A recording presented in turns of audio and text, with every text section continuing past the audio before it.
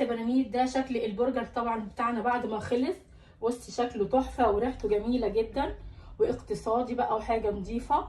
وان شاء الله اوعدكم بقى اني هعمله لكم في فيديو وتشوفوه عملي وانا بحشيه بالجبنه. بس طبعا انا وصلت لكم المعلومه وانا شايفه ان يعني كل حاجه في طريقته واضحه ما فيهاش اي حاجه خالص.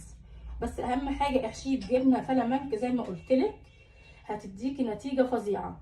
وبلاش بقى المطاعم الشهيره اللي سعرها بقى مبالغ فيه دلوقتي بصراحه. جربيه وباذن الله هتبهرك النتيجه وحاجه كده اخر كمان شياكه زي ما انت شايفاه. كمان ممكن تحطيه بقى في سندوتشات البرجر بتاعك مع خس وطماطم وشكرا على كده. او شوفي انت عايزه تقدميه ازاي هيبقى جميل جدا.